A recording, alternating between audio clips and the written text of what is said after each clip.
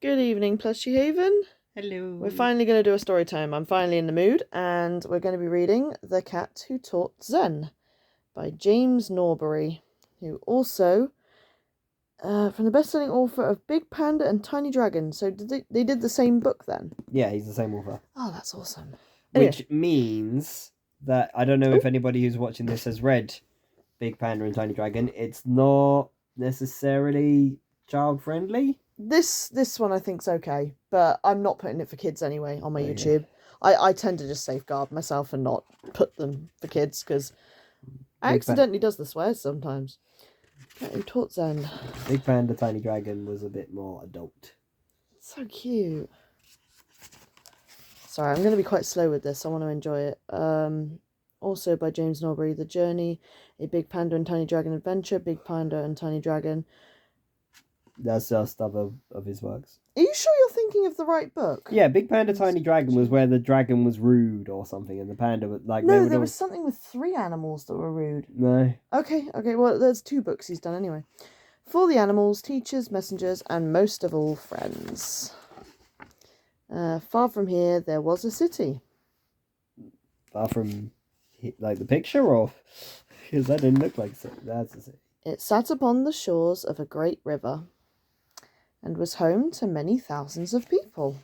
Most cities are. Wow. But this story is not about people. Good. This tale is about a cat. And on this cold autumn night, he is sheltering from the rain with his very good friend, the rat. Well, we got a cat. But we ain't got a rat. Do you want me to try and find a rat? I don't even know if we have a rat. Rain spilled from the rooftops and bubbled down the gutters. The people of the city hunched their shoulders against the downpour and hurried to their homes.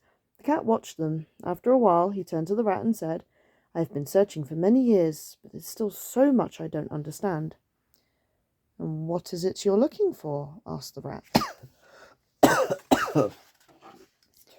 The cat sighed. "I wish I knew. Peace, acceptance, perhaps a way to make sense of the world." "Nothing too difficult then," said the rat, smiling kindly. "But maybe I can help. I have heard that far from here, deep within the maple forests that shroud the valley, there is a single ancient pine tree, and one who sits within its bounds boughs will attain of peace and understanding like no other." Sorry, I got distracted by a noise outside. Yeah, you just someone shutting the door. "Really?" asked the cat. The rat nodded. "Then my path is clear. I will leave at once." And bidding his friend farewell, he dropped soundlessly from the wall and followed the old road that led out of the city and towards the valley. In the pouring rain, it looks, too. Yeah, he's a cat, you don't mind. The cat travelled for many hours. As dusk fell across the land, he saw the glow of firelight. He saw a ghost! He saw a ghost! Call the Ghostbusters! Coming from a distant cave. He was sodden and cold and decided to take a chance. Ooh, look up there. Nice. Ooh, doo-doo-doo. The cat peered cautiously into the cave. To his surprise, a hare was drying himself by the fire. That hare has seen some shit. "Oh, hello," said the hare, a little startled. "Come and join me. What brings you out here?" As the last of the light faded, the cat gratefully seated himself by the fire. "I am spiritual traveller," he said. I am a spiritual traveller. "I am spiritual traveller." I am spiritual traveller. "I seek the ancient pine that grows amongst the maples." "Really?" said the hare. "What brought you to follow this path?" The cat thought for a moment. "I suppose it started many years ago, when I was just a kitten." "Once a year, a wise dragon would visit the village where I lived. The dragon would talk with anyone who came to see him and offer guidance and wisdom." He sounds like a happy dragon. The cat looks disturbed, though. I would be too. I was surrounded by a dragon. "I loved to visit him every day, but back then I was mischievous, and each time I went to see the dragon, I couldn't help but steal something, a plum, some incense, and on one occasion, I'm ashamed to say, his beautiful treasured bell." Oh dear. They all look so disturbed. "One day, when I went to see the dragon, he was gone, and in his place there was a small scroll with my name on it. Dear kitten, I very much enjoyed our conversations. I know we will meet again. Please don't forget to oil the bell now and then. It will rust in this misty valley. Ever your friend, Dragon." He knew. Old dragon. Well, as you can imagine, I was overcome with guilt, but more importantly, I couldn't believe how kindly the dragon had treated me, even though he knew all along I had been stealing from him. This act of forgiveness had a profound effect on me. It showed me how, without preaching, another's actions can inspire change in those around them. I became determined to continue the dragon's good work. That is how I came to follow this path. I see, said the hare. So what did you do to start following the teachings of the dragon? Well, I started slowly, said the cat, and I made many mistakes. But I think there are a few things which have made a real difference to me. Please share, said the hare. The cat pondered a moment. Well, he said, I still visit the dragon every year, and each time he shares something with me that changes the way I think. So I would have to say the first thing would be to keep learning. New ideas can help us grow and avoid repeating the same mistakes. It's easier to learn when you realise life is always trying to teach you something. Spend time in silence, appreciate nature, be mindful and seek peace. Nature has no words, but it is trying to tell you something. It's really pretty. Yeah. I love books like this. That's the panda and the dragon. Is my guys. Sorry. I once heard someone say it was not the journey or the destination that mattered most, but the company. Spend time with those who bring out the best in you. What if you have no one? Asked the hare. Sorry, getting emotional. Anyway, wherever we go, we are our own companions, said the cat. And that is why we must try to be good friends to ourselves and treat ourselves with gentleness. After all, we are the ones we spend the most time with, and we have a habit of taking our own opinions very seriously. Kindness and gratitude are two qualities I found difficult to learn, but they can help us in so many ways. They cost nothing, but their value cannot be overstated. Mm-hmm. It's very true. If you knew how much kindness could change your life, you would practice it at every opportunity. And of course, if your kindness does not include yourself or who you find difficult, or those you find difficult, it is incomplete. The two animals spoke long into the night until at last they fell asleep around the dying embers of the fire.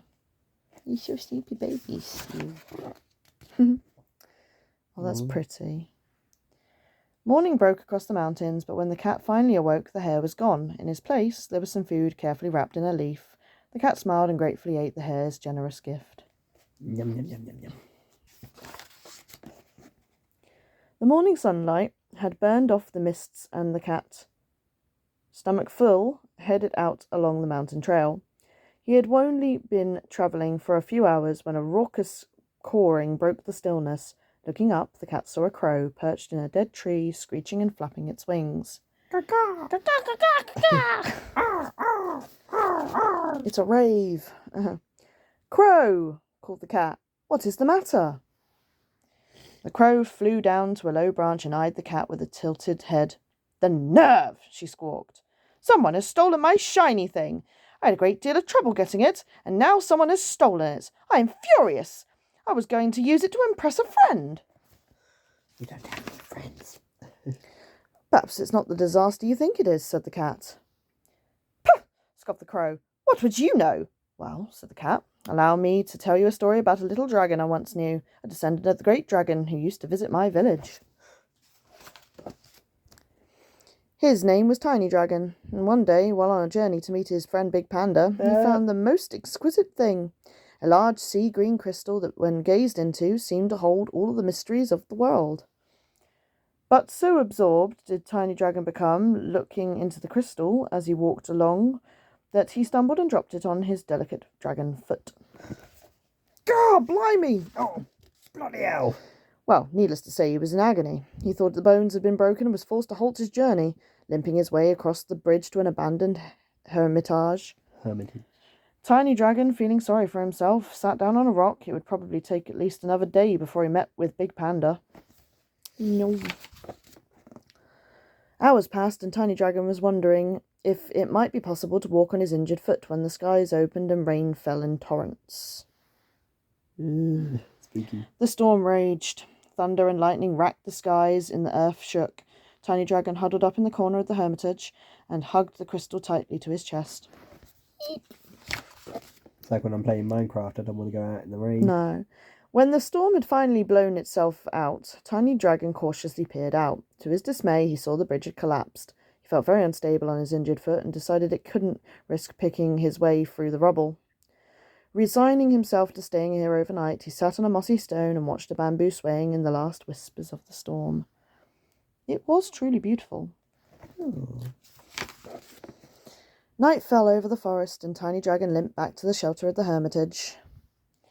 As he sat staring out into the darkness, something was moving amidst the trees. Tiny Dragon felt a cold sense of dread, but instead of hiding and despite his fear, Tiny Dragon watched as a great beast, heavy and powerful, stepped into the moonlight. He'd never seen such a thing before, but knew from Big Panda's stories it must be a stag. It paused for a moment, majestic and wild. Tiny Dragon was overwhelmed to see such a magnificent sight. Stags are cool. Oh, look at that one. Through Tiny Dragon's bravery, darkness had been transformed into beauty and fear into wonder. Tiny Dragon watched until the stag became one with the leafy shadows. If he hadn't hurt his foot, he would never have seen one of the most incredible sights of his life. Bad things happen for good reason sometimes. Tiny Dragon climbed into his little makeshift bed and thought to himself, I wonder what wonders tomorrow will bring. When morning came, Tiny Dragon decided his foot was strong enough to continue, but the crystal was becoming so heavy to carry that despite how much he adored it, Tiny Dragon decided he would swap it with a passing trader. But the trader shook his head. This is very common, he said, and completely worthless. But when Tiny Dragon thought about the experience he had had after finding the crystal, the beauty and the suffering, the fear and the joy, he was not so sure it was worthless to him. Mm-hmm. It's when you tie things to like good experiences and bad experiences now, isn't it? Yeah. So was the crystal beneficial? Mused the cat. Who knows? The way Tiny Dragon chose to look at it, perhaps. My point, friend Crow, is that sometimes what we think is bad ends up good, and something we have always wanted ends up harming us.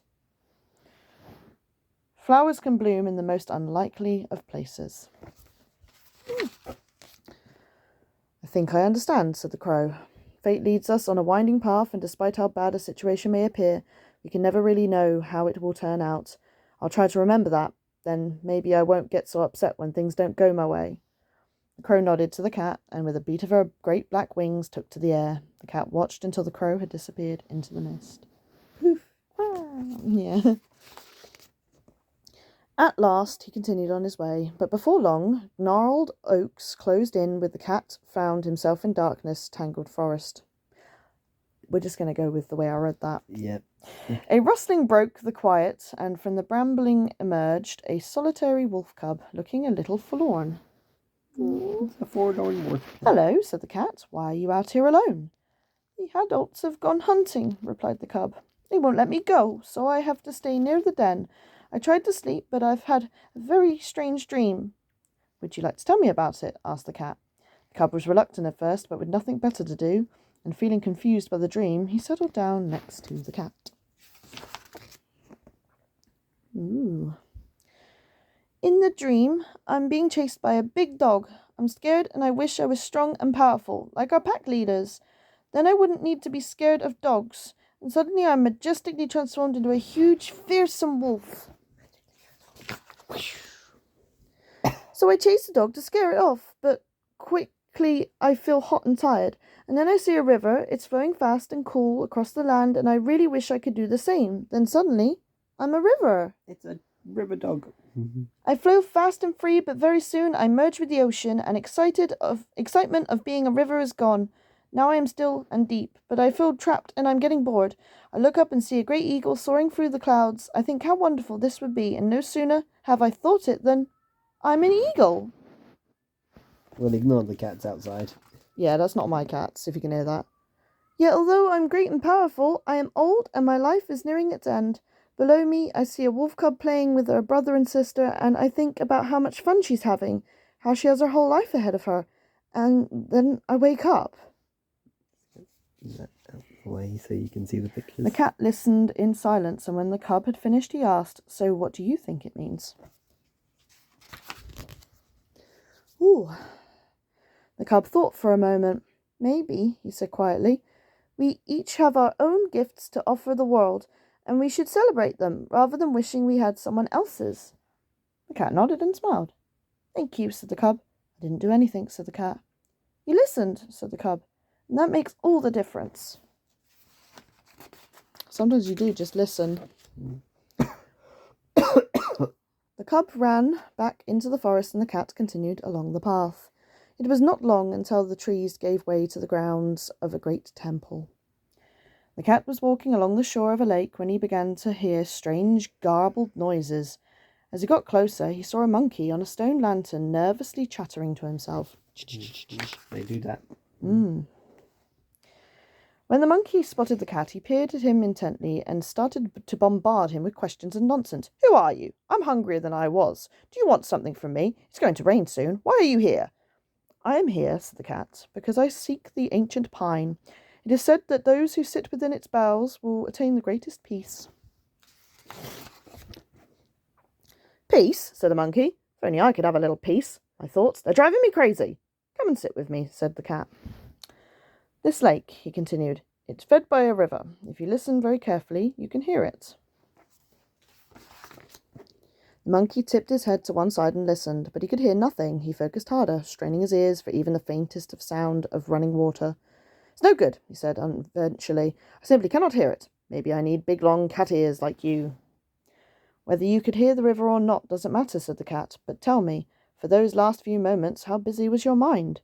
The monkey realized, for the first time in as long as he could remember, that his racing thoughts had calmed. "For a moment there," said the cat, "you were so focused on listening that the past, the future, and all your thoughts about them ceased to exist. It was just a glimpse, but you have seen the peace that is within us all." The monkey didn't move. He didn't speak. He just watched the swallows skimming the water and felt the autumn breeze against his fur. The cat left him to enjoy his peace and walked on through the temple gardens. Nestled in the grass, he saw an ancient tortoise hidden in her shell. The tortoise's head slowly emerged. "Hello," said the cat. "This place is peaceful. It's beautiful, sorry. I mean peaceful as well." Those are two very different words. "It was," said the tortoise, "but I tire of its cherry groves and am weary of the motionless lakes, the incessant babbling of streams, and the relentless drone of the wind in the trees. The buildings never change, and each day brings the same sun and rain and clouds, and so it goes on and on and on." "You are tired of life," said the cat. The tortoise nodded. "With any luck, my time will come, and I can leave this tiresome world." Well, that's a bit sad. "I have something which might help you," said the cat, dipping his paw in the damp ash of a temple lantern. He then wrote upon a large flat stone. "Each moment is a unique place in the world just for you. Savor it now, for you can never visit it again." The tortoise peered at the cat's words, and taking her time, as tortoises do, turned to the cat, a tear on her cheek. "I had never thought of it like that," she said. "All I wanted was for this moment to be over, hoping the next would be better and somehow fulfill me, but it never happened. And now I read this. I see why. I have seen a lot, friend cat, 100 summers, 1,000 temples, 1,000,000 stars, but have I ever really truly smelt a flower? Well, I cannot wait to do so, thank you." Oh. And as the cat walked away, the tortoise was left not just with her flower, but with a sense of hope. The cat felt something powerful stir deep within him, for he felt he had done more good since leaving the city than he had in years of being shut away, focusing on himself. It's nice. Get out there, yeah. The light was fading. The cat was just beginning to think about stopping for the night when an explosion of teeth and claws burst from the trees. The tigers raised its massive claws and snarled. "Tiger, there's one." Yeah. "Ah," said the cat. "Here opens the gateway to suffering." "What?" roared the lion. "You should Tiger. You should be terrified. I could kill you here and now." Grrr. Rawr. The cat eyed the furious creature for a moment. "You are creating your own pain, friend tiger. You think that by besting me you will feel mighty and strong, but it will not bring you the satisfaction you are seeking. It will never be enough, and you will live angry and unfulfilled. If I am mistaken, do tell me, but I imagine the last time you did this, your victory was hollow and short-lived." My goodness. The tiger paused. He thought back to the countless times he had done the same thing, relishing his power and ferocity and the terror to his victims. But just like the cat said, it never lasted, and he had quickly set out to find more ways to strike fear into the creatures of the forest. Indeed. The cat watched the tiger's fury dissolve. His claws and fangs retreated and his eyes softened. An expression of confusion and even curiosity spread across his face. For what the tiger had been so sure of just a few seconds ago, he was no longer certain about. "Ah," said the cat, "here opens the gateway to peace." The tiger made no sound. He looked at one of his great paws, sheathing and unsheathing its dagger-like claws. "Maybe I was wrong," he said. "I have been angry for so long. I thought that being better than those around me would somehow make me feel good." Never works. No. Just the idea of not trying to be the best feels so good, so calming. I somehow feel I have come back to myself. Fascinated by what the cat had said and the peace that had settled over him, the tiger asked if he might accompany the cat for a while. The cat agreed, and after spending the night in the boughs of an great oak, they were ready to continue towards the valley. The valley. The valleys. The next morning, mist had fallen across the land, and the cat was concerned he would become lost, but the tiger knew the area well. "Sit on my back," he said. "We will make good time." "Have you always travelled alone?" asked the tiger. "In my heart, yes," answered the cat, "but I am learning to change." "I have never had a friend," said the tiger. "How odd that we two strangers should get along." "Our souls are not so different," said the cat. "Deep down, we need the same things." "It's strange," said the cat. "I was talking with a crow yesterday about how you never know how things are going to turn out. There was every chance I could have been your dinner last night, and now here you are, helping me on my journey." "True," said the tiger, "but your actions are motivated by kindness, and I think perhaps the universe is looking out for you." This made the cat pause, and again he thought back to his time in the city, and how much he had been focused on himself and his path. "Maybe," he said after a time. "But one thing I am certain of," said the cat, "is that the more I have gone out of my way to help others, the richer my life has become." "Like sowing seeds," said the tiger. "A little work, perhaps, but so much to reap." Reap what you sow. Mm-hmm. They journeyed on for much of the morning until they came to a fork in the road. One path rose sharply upwards, the terrain rocky and treacherous. The other, broad and devoid of obstacles, continued through the mist. A sign posted in the fork. "That way to the great tree," said the tiger, gesturing to the more difficult route. "The obstacle is often the path," thought the cat. You know you're in the right direction when there's things trying to stop you. The cat and the tiger sat down in the long grass. The tiger turned to the cat and said, "I can't stop thinking about your words. I can feel something has started to change inside me, and I want to walk a new path. But I am not quite ready to begin. I have seen the monks at the temple, and they have special cushions and incense and candles. They also have books brimming with wisdom. I shall need to acquire these things before I start." "That signpost," said the cat, "is not the destination. It simply points to it. Likewise, the books are not the way, although they can help you find it. Just like the signpost, if you spend all your time studying it, you will never get where you're going." So it doesn't matter how many books you read on yoga and meditation, you got to do what's right for you. Let me tell you a story. There was a lady with no money who each day would sit on the side of the road and hope that strangers, would give her coins so that she might eat. She lived that way for many years. I would often visit her. Although we didn't speak, we understood each other. One day I noticed that the box she always sat on was cracked, and inside I could see the glimmer of coins. Well, I knew these would really help her, so I nudged the box with my nose, but she just smiled and stroked me. Each day I nudged at the box and mewed until one day she became curious and looked more carefully. When she spotted what was in it, she was overwhelmed. The first thing she did was rush out to get me food and a blanket. She was so very kind. She doted on me as though I was the source of her good fortune, but I was only the messenger. The lady had possessed the treasure all along. She just needed someone to show her where to look. And even though she was no longer poor, she did not change. She was simply able to do more of the things that were important to her. She helped those who needed it, for she was wise and she knew that was where happiness dwelt. The tiger sat in thought for a while, then turned to the cat. "So you are saying that I should start walking the path right now, even though I don't feel ready?" "It is better to begin the journey, make some mistakes and correct your course, than to wait until everything is perfect and never even start." So true. So many people just wait for that window of opportunity when they could be looking out for other ones. I understand, said the tiger, and so I think it is time to walk my new path alone. Thank you, cat. So which path will you take? Asked the cat, looking at the two routes. Neither, said the tiger, turning towards the forest. I will walk my own path. As you should. The cat watched the tiger disappear into the leafy shadows and smiled to himself.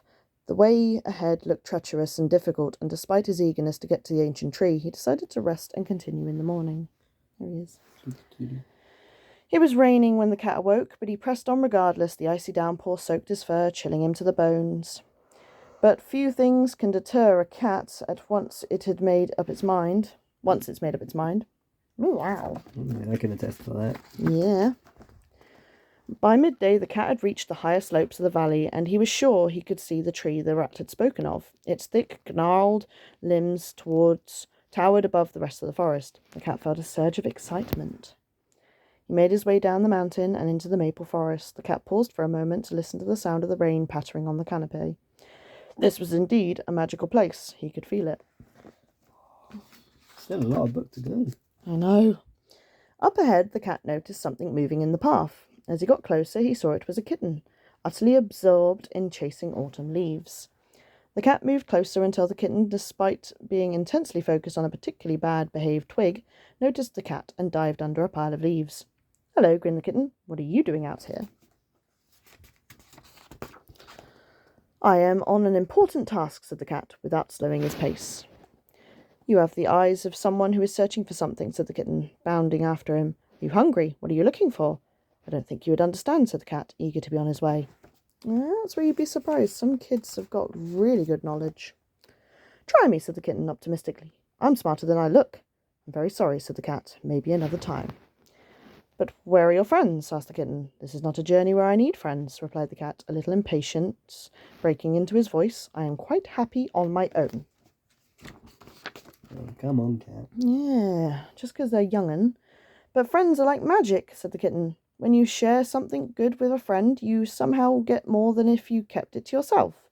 And if something isn't right, just telling your friend can make it seem better, even though they might not know how to fix it. Yeah. The cat looked down at the kitten, who was clearly enjoying himself, and sighed. If only it were that simple, but if you will please excuse me, I must be on my way, and for this particular magic, solitude is necessary.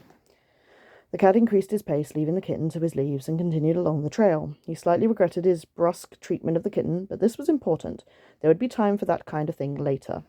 Yeah, he's not ready for kids yet. And then, finally, rising from the forest floor was the most magnificent tree the cat had ever seen. It was everything the rat had spoken of, a magnificent specimen, and older than the forest itself. The cat could sense a powerful spiritual energy. Wham! He approached the tree and with the utmost care climbed up into the low-hanging branches. He carefully selected a dry spot and sat down to meditate. Ah, thought the cat to himself, this is it. This is what I've been searching for. He closed his eyes and allowed the power of the tree to work upon him. This book's so good. Not over yet. At first the cat was sure he could feel something, an energy, a spiritual power, but as he sat there, he began to think the feeling was no different to when he'd sat under the old ash tree that grew outside the city. Perhaps it just takes a while, thought the cat to himself. Maybe my mind is not empty enough. But time passed, and still the cat felt nothing, until suddenly... Dun, dun, dun. With a crash of pine needles and dead wood, something sodden and furry fell from above, slamming into him and knocking him off the branch. The cat leapt backwards, hissing and spitting. How dare you disturb my time of peace and calm? Angry cat. It's getting harder to turn the pages. But the kitten simply rolled onto its front and clumsily stood. It showed no fear and no complaint. As the cat watched the kitten, something began to change within him. It had nothing to do with a magical tree. Thank you. And he smiled a broad, sincere smile. A smile he had not known for many years. And as the cat sat in the rain watching the wet kitten playfully chasing leaves across the forest floor, he finally understood why he was here and what he was missing. He realised that through all the years of solitary practice, he had been focused only on himself, and he thought back over his journey and all the creatures he had helped to bring a little peace to, the hare, the crow, the tortoise, the cub, the monkey, and the tiger, and he realised that this was never about a tree. This was about taking all the things he had learned over his life, all the gifts he had been given, and sharing them, and that the small things he'd ignored were in fact the things he should have been paying the most attention to. A sense of deep caring for the little kitten spread through him, and he felt truly at peace for the first time in many years. No yearning, no desire to search outside himself. Who would have guessed it would have taken a clumsy, bedraggled kitten and its gentle, unconditional kindness to show him the way? He was not lost on the cat that just yesterday he was talking about how you never knew what would end up being good and bad for you. Story of the Black Dragon. Yeah, definitely. Thank you, said the cat. You teach what words could never explain. The kitten tried to grab its own tail and, slightly disappointed, turned to the cat. I don't understand, he said. Your willingness to not understand, that's your strength, said the cat. Here I am trying to understand everything, trying to seek the truth, and you're the one who is joyful in the moment, not questioning why, seeing the value in the simple things around you and trying to build friendships. It's so beautiful. The rain gave way to mist and the sun hung low in the sky. I'd love to be your friend, said the kitten. And I yours, said the cat. They sat under the shelter of the great oak tree for a while. Then the kitten turned to the cat. So did you find what you were looking for? He asked. I think so, replied the cat. Come on, you need to be quicker with the turning. I've learned that what we want is seldom what we need, and what we need is almost never what we want. The kitten looked at the cat confused. Well, said the cat, the things we don't want can challenge us and frustrate us. Often we wish there was a magical solution that would fix all our problems. But sometimes it's these problems and the struggles that force us to face ourselves, and in the process of doing this, we learn about ourselves. We become stronger, and we start to see what is truly valuable. Then we can look at the world with new eyes. Of course, said the cat, life doesn't always go to plan, and we don't always have the presence and wisdom to learn from our problems. But the fact that you don't always know how things may ultimately turn out can bring light to dark places. The idea that the problem you are currently facing could end up having something positive hidden within it can help you through the experience. The cat got up, took one last look at the ancient pine, and prepared to leave. The kitten's face fell as he thought of his new friend leaving him. But perhaps the cat was right. Maybe there might be a hidden benefit to being alone again. Are you going home now? Asked the kitten quietly. I came here because there were things I did not understand, said the cat, and despite what has happened here, I'm afraid I still have much to discover. But one thing I do know, friend kitten, is that whatever lies ahead, it'll be better with you alongside. Aww. The secret to a beautiful life is not just in an ancient tree or a star-filled sky. It is in the leaves and the mud and the rain, in you and me, and in the bustling city I left far behind. The end. And this is the... Keep going to kiss there's anything. Keep going. It's just, that's the art. There might be art. Just keep going. Yeah, there's art, see. Go on, go another one. And then the back. You can read the afterward as well if... No, it's fine. This has been 30-something minutes long, but look. The kitten was with it all along. Beautiful. Beautiful book. Hope it helps someone. It sure helps me. Meow. Anyway, bye guys. Meow. Nighty night. Meow meow.